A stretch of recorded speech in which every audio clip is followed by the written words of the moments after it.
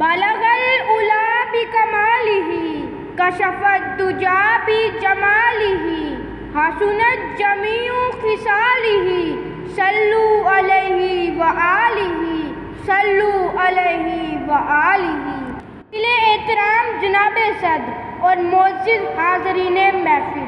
آج میں اس عظیم ترین ہستی کو اپنا حقیر سا نذرانہ پیش کر رہا ہوں کہ جس کا نام جب زبان پر آتا ہے تو خداوند قدوس اپنی رحمتوں کا خزانہ نازل فرما دیتا ہے۔ یہ وہی ذیشان ہستی ہے جس پر خدا کے فرشتے اور خدا خود درود بھیجتا ہے۔ جی ہاں، آج میں آمنہ کے لال، شہنشاہ کون و مکان، فخر موجودات، سرور کائنات، خاتم النبیین، ختم المرسلین حضرت محمد مصطفیٰ صلی اللہ علیہ وسلم کے حضور اپنی عقیدت و احترام کا اظہار کر رہا ہوں۔ جناب عالی، آقا دو جہاں، بنی نوع انسان کے اعمال کی بہتری، اخلاق کی درستی، قلوب کی صفائی اور بے شمار حق کی باتیں لے کر انسانی ہدایت کے لیے اس دنیا میں تشریف لائے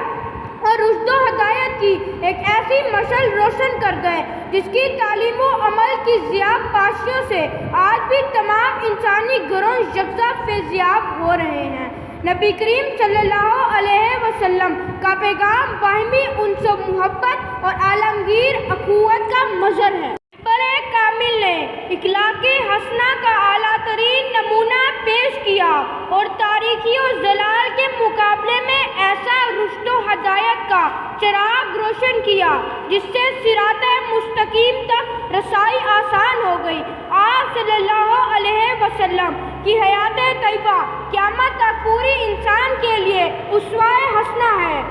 جناب صدر اور سامعین، اگر آپ تاجر ہیں تو عرب کے تاجر سے سبق لیں، اگر آپ حکمران ہیں تو سلطان عرب کو دیکھیں، اگر آپ یتیم ہیں تو آمنہ کے لال کو دیکھیں، اگر آپ باپ ہیں تو فاطمہ الزہرا کے باپ کو دیکھیں، اگر آپ نانا ہیں تو حسن حسین کے نانا کی عظمت کو دیکھیں، اگر آپ بیویوں کے شوہر ہیں تو عائشہ اور خدیجہ کے شوہر کی حیات مبارکہ کا مطالعہ کریں، اگر آپ مزدور اور محنت کش ہیں تو مسجد نبی کے معمار اول پر نظر ڈالیں کہ آقا دو جہاں صلی اللہ علیہ وسلم ہو کر بھی کس طرح اپنی امت کو محنت کی عظمت کا درس دیا۔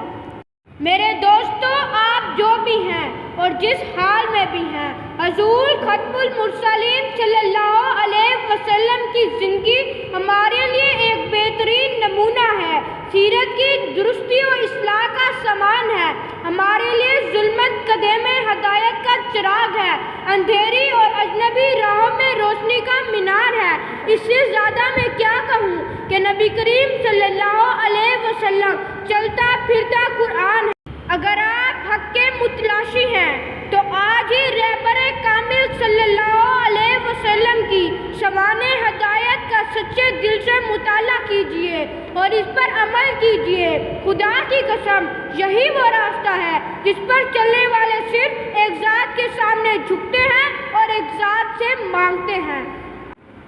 آج انسان کو رفعت عطا ہو گئی، ابن آدم کو عظمت عطا ہو گئی، ہر بشر کو یہ نعمت عطا ہو گئی، بزم انسان میں خیر البشر آ گئے، بزم انسان میں خیر البشر آ گئے۔